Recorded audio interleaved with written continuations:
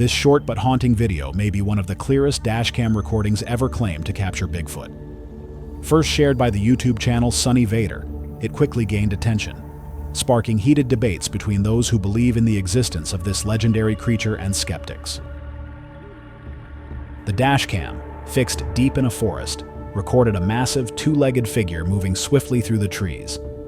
In just a few fleeting seconds, you can see broad shoulders, unusually long arms, and a slightly hunched posture, all forming a silhouette that's hard to mistake for an ordinary human.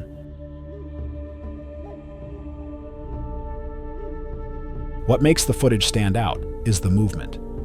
Unlike the clumsy or stiff motions often seen in staged videos, this figure moves smoothly, almost gliding naturally through the forest. There's no sign of a costume or awkwardness.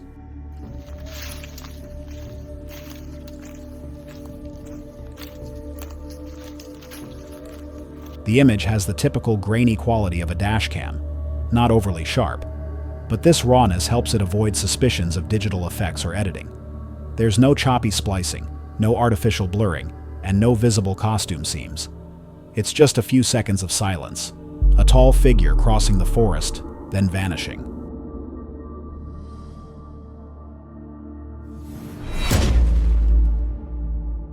One thing is certain: if this is a hoax, it's executed with astonishing believability.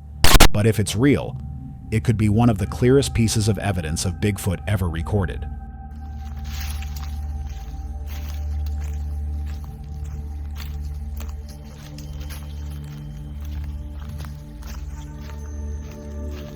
The Harbour Explore channel returns to the Australian bush, and this time, the journey takes them deep into Bindari National Park. The goal sounds simple: search for a mysterious tent rumored to be connected to a tragic event years ago, when only part of a man's body was found near a creek in the park.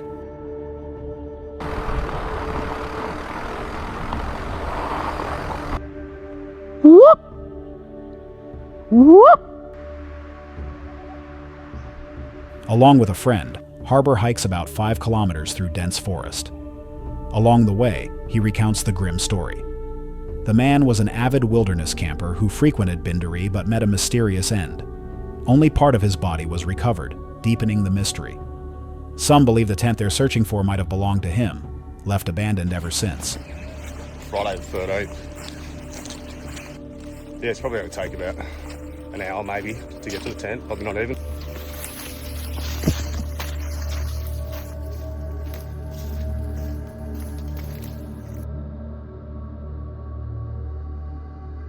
As they venture deeper into the forest, they spot fresh animal tracks, large and unmistakable. It's a clear reminder that this is still wild territory. Harbour calmly mentions that he always carries a knife for protection, a survival habit in the bush.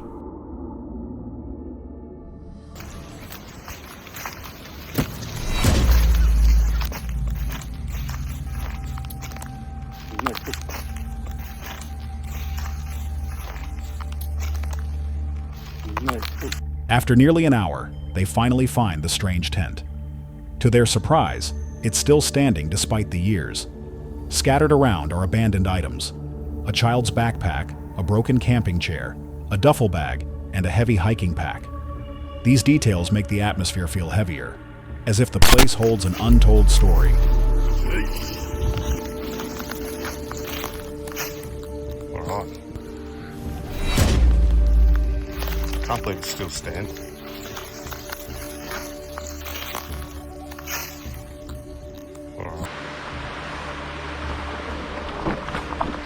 Suddenly, a strange sound, like a loud whistle, echoes through the trees.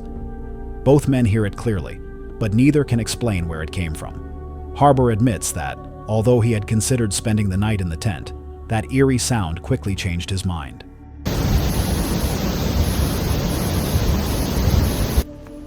So it could be that old, oh, that's a pair of... All right, so back to the story about this abandoned tent out They here. continue toward the creek, the site where the body was found years ago. The terrain here is steep and narrow, with sheer cliffs that become even more dangerous during flood season. Harbour speculates that the man might have slipped in the rushing water, leading to severe injuries. It's just a theory, but a chilling one. Yeah, it's creepy in here, eh? I don't know, it's just got a weird feeling. I think 2009.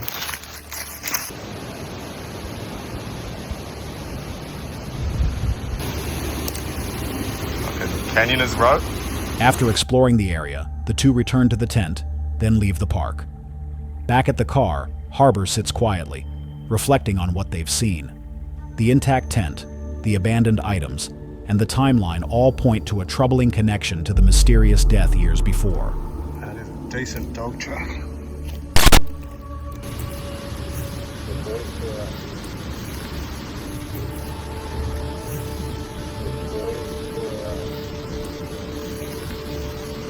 All right, we're done and dusted. We're out of here. Yeah, she's a creepy old bloody tent. I was literally thinking of coming out here and doing an episode. And Harbor leaves all possibilities open, leaving viewers with a sense of both unease and curiosity.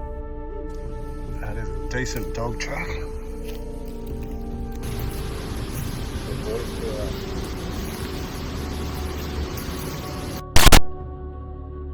On June 17, 2025, Nomad Unknown posted a deeply personal update. After 8 months of living in her van, she shared how mental exhaustion had been building up. This pushed her to change her approach, entering what she called the dirtbag era, living slower, staying longer in remote wilderness spots, and finding balance in simple solitude. Okay, we're back in the car. And sometimes pushing, I hit a wall, burnout. Okay, we're back in the car. I always like to have the most private side. To film this update, she chose a remote campsite in Bridger Teton National Forest. She set up simply, cooking, relaxing, and working from the back of her van. It all seemed like a peaceful day. Okay, back in for safety so you can... Being in my car, drifting.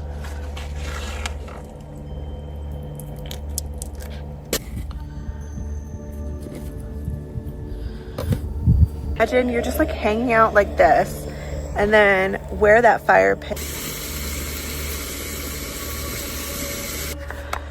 Listen, I might be doing the bare minimum, but that day, the quiet scene suddenly turned into a life-or-death challenge. While troubleshooting a video upload issue, a movement in the corner of her eye startled her. Less than 10 feet away, an adult grizzly bear was approaching. bear in camp.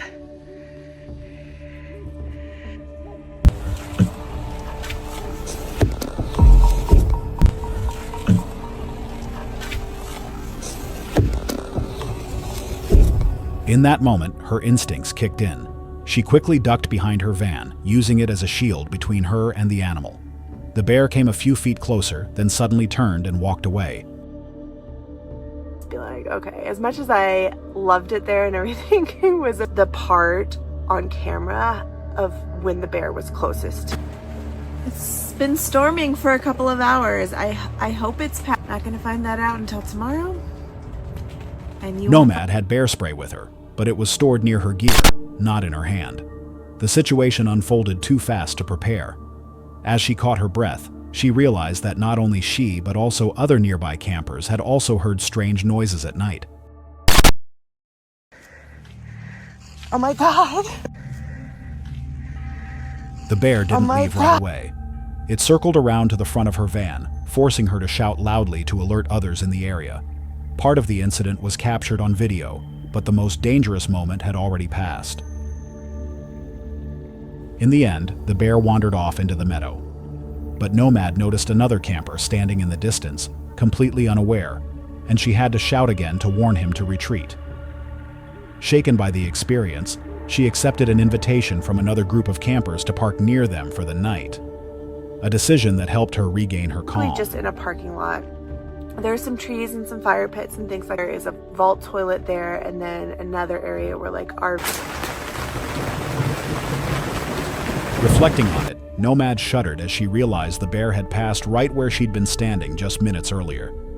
Seeing its massive size compared to her small belongings, she knew this would be an unforgettable memory. Part on camera of when the bear was closest. To be like, okay, as much as I loved it there and everything, it was the part on camera of when the bear was close.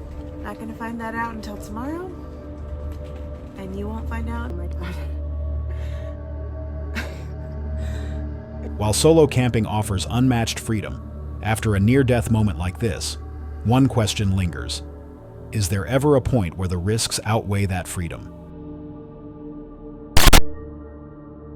Nicholas Paparo is widely recognized as a dedicated angler and outdoor content creator.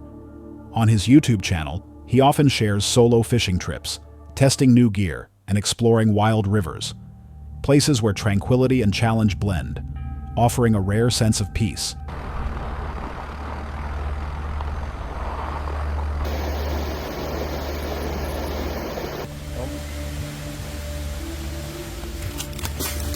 Look. What's that? That day, on what seemed like an ordinary morning, Nicholas set out on his familiar journey. He ventured deep into the forest, choosing a quiet stretch of river to cast his line. As always, his loyal dog Lola was by his side. The calm atmosphere, the rhythm of the river, and the focus on his fishing rod put him completely at ease. But then, the tranquility was shattered. While filming, Nicholas noticed two unfamiliar men nearby. At first, it didn't seem unusual. Hikers or other fishermen sometimes pass by, but something about them felt off.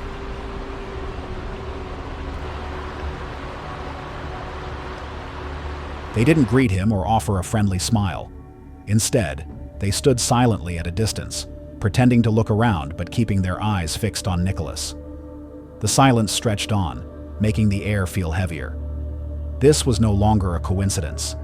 A vague sense of unease began to creep over him.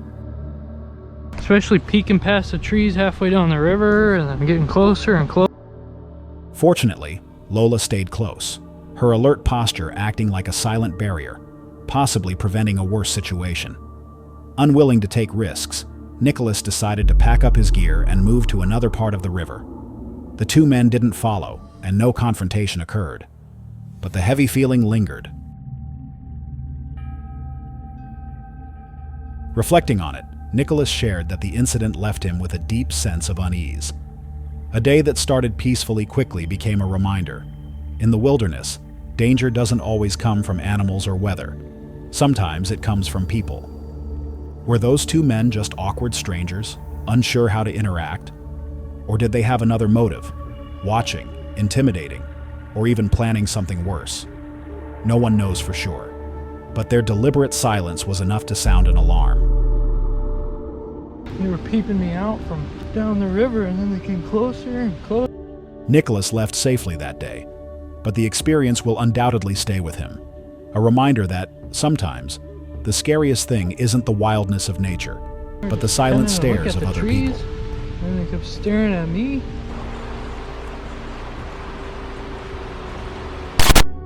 Exploring with Bear is known for high-intensity urban exploration and paranormal investigations at eerie abandoned sites. In this episode, Bear, along with Doug from Fear Fanatics and their friend Pam, tested a controversial app called Randonautica, which claims to generate random coordinates based on the user's intentions. Not only are we going to be playing at night, but to make it a little more better, we're going to be doing it at 3 a.m. They began their adventure at 3 a.m., a time many call the witching hour. The initial plan was simple: test whether the app could truly lead them to strange places. Look, there's people up here. There's freaking people. Fear Fanatics and Pam to try the app Randonautica. So I do believe that the app itself advises you not to play at night. Not only are we going to be playing at night, but to make it a little more better. I don't know, but I don't remember that being there. is that like blood dripped around it? Oh, look. Oh, there's somebody down there. Their first stop was a remote bridge in Cincinnati, Ohio. At first, it seemed ordinary, aside from a few security warning signs. But as they looked closer, unsettling details emerged. A dirt-covered children's toy, a single surgical glove, and an abandoned measuring tape. Alone, these items weren't dangerous, but together, they created an eerie, almost intentional vibe that made the atmosphere feel unsettling. But scattered across the bridge are unsettling objects. A dirt-covered children's... So cool. Earlier, Pam was talking about Still place Brad Pitt that was intentions and dilapidated, money. like abandoned in the middle middle of the woods, you know, down a trail, gone inside, and then we heard something behind that. Little more better, we're going to be doing it at 3 a.m. Now, you guys are not going to want to miss any of this video because Randonautica did send us. So right now, there's no place for Pam to park. So she's just going to drop us off. I don't know why this man's here. I don't know, but over there. I was just coming to see if you guys had any luck. We're talking about geocaching and how, like, if you hide something in geocaching, sometimes you would, like, the people would, like, find a light post, like, it'll take you to a specific... We're talking about geocaching and how, like, if you hide something in geocaching... Good, because there was nothing over there. I was just coming to see if you guys had any... The next stop was a deserted public park. Under dim streetlights, the group found a small sticker with a cryptic message. Its words hinted at normalizing evil and numbness to repeated pain. In a normal setting, it might have been overlooked, but in the quiet of the night, it sent chills down their spines. Pots, dog bowls, and scattered trash suggesting someone may be living there. They're tucked away with a cryptic message. The words reference the normalization of evil and the dulling effects of repeated pain. It's not like somebody's house. Look. Wait, turn the lights on. Hello? The second location guides them to a nearly empty public park. Under the dim glow of a street lamp, they discover a sticker. So there wouldn't be a light in there. I mean, that's true. Then, they notice a faint light flickering inside. At first, they... It's not a good thing to send more than one people to the pushing them forward to the next set of coordinates. Finally, the app led them deep into a forest, where they discovered an abandoned outbuilding. Outside, there were signs of life: a cooking pot, a dog bowl, and scattered trash. Most striking was a faint, flickering light coming from inside. At first, they thought it was just a reflection, but the light moved. Proof someone was there. The books. Lock them. How you lock these suckers? Were you scared? Holy smokes. Hey, that was scary. The group approached and called out, but got no clear response. Inside, they found a bed, personal belongings, and the light still flickering. Then, one of their devices suddenly emitted a chilling phrase. Go to the light. Oh my God. Scary. I don't like this. That's scary. What? Oh, what did it say? It said Just seconds later, strange noises echoed from behind the building. Footsteps, rustling sounds, and then something was thrown toward the group. Sensing danger closing in, they bolted, racing back to their car in a panic. Mean no harm. Look, that's on though. Look at What that. is somebody- Put your light down. Oh, that is on. what is it? It's a flashlight. It's like Where? it's Right like there. right there. Hey, that was scary. That was our intention. Was scary. Yeah, it was. No more of scary. Just when they thought they were safe, a final message appeared. Be aware of me. aware of me, leave open the possibility of a paranormal element they can't explain. For some viewers, this might just be an encounter with a homeless person or a squatter, startled by the group's presence. But for others, the app's eerie coincidences and the haunting atmosphere of that night suggest something darker and more intentional lurking beneath the surface. Lock the doors. Lock them. How you lock these suckers? Were you scared? Holy smokes. Hey, that was scary. That was our intention. To dark or intentional human activity. The disturbing messages. Hair tie. A glove. Okay, no more touching stuff. Some baby wipes in here. There's got to be something somewhere. That was pretty crazy. Them dogs, the guy, this thing. Should we just leave this thing here? I don't even know if this should be in my truck even.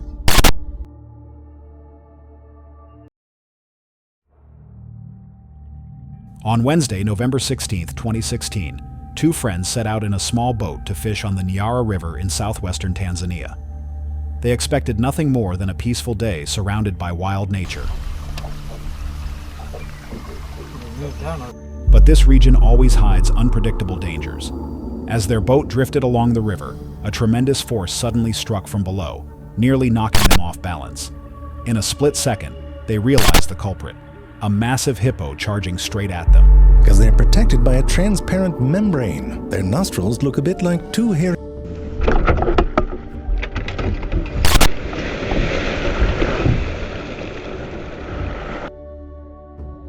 The The small boat shook violently, as if it might capsize.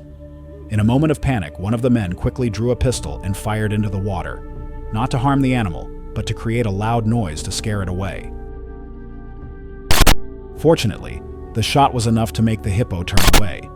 The attack stopped, and both men remained safe, though they were only an arm's length from disaster.